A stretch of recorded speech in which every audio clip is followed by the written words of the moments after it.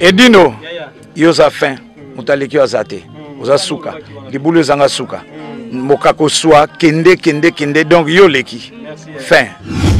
Suivez www.panzasangoyacongo.com. Ino image yenda zo panza sango ya Congo babi sango ya Congo ko panza na wapi babi Edino image sali image.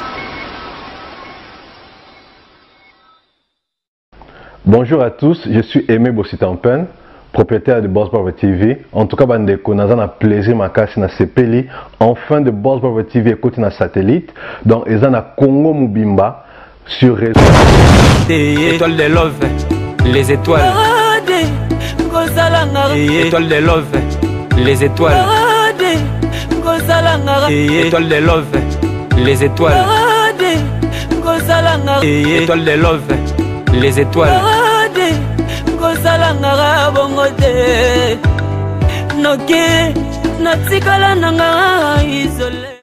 Congo, toye na château d'eau, kokutana Alpha Ngungu boyebi waza moko ya bapilier ya wenge musique ya maison mère.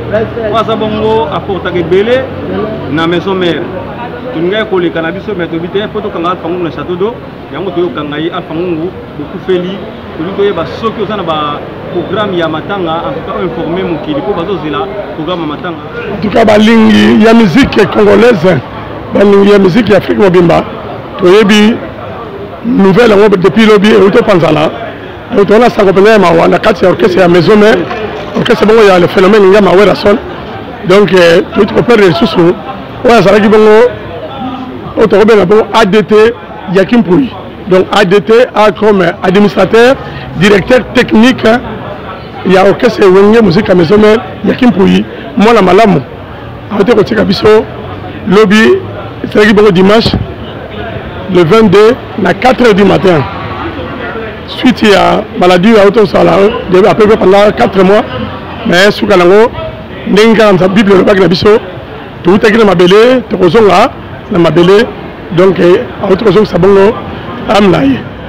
Alors la minute za ma waningi, mais le quoi mais se sopagne à Koufi, alors on la biso n'enga to belagi. Le même jour, dans la Koufi, délégation, il y a maison mère qui est dans l'hôpital pour y mettre la jolie pour le record. Alors, dans la minute, le programme est allé au déjà parce que à tout moment, la libandate. Alors, programme pour la minute, tout le baboye. ADT Yakim Pouy, à Koufa qui est l'hôpital, il y a mettre la jolie. Mon collègue Lélo Boye, moi délégation qui est n'a pas papier naïe.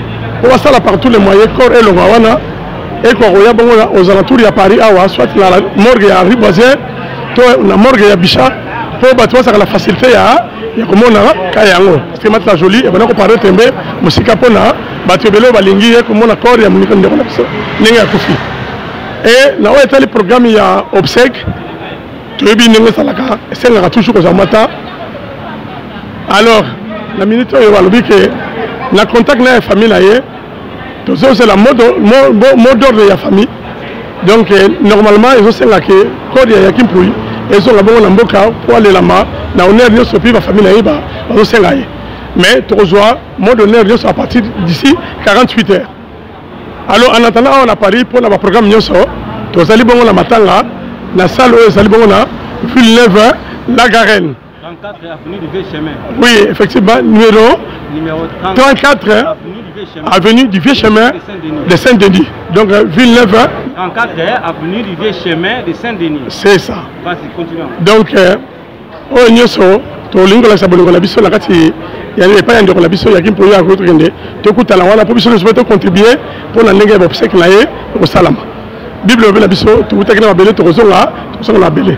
Liwa ezali lisumu tozaki ezali nyonga masumo yo tozaki sima madame na Eva oyo tikali avec le temps toyeba ba programme nyonso eza bongo toyeba eza chaque jour to ezaka toyebite au week-end effectivement donc programme nanga ezali la salle wana ezomi mpona mikolo nyonso donc ndenge toyebi ke Yakim Pouy ayebana mingi azalaki moto oyo comme il est secrétaire général pendant la maison mère, ma fanatique belé la bien sali fait sali mon que net star pour la musique congolaise, tout le monde a regardé YouTube, tout le monde a regardé la télévision, bah te belé va la poste va assister donc bah ça les hommes pour la micro mais maintenant lundi dimanche jusqu'à nouvel ordre.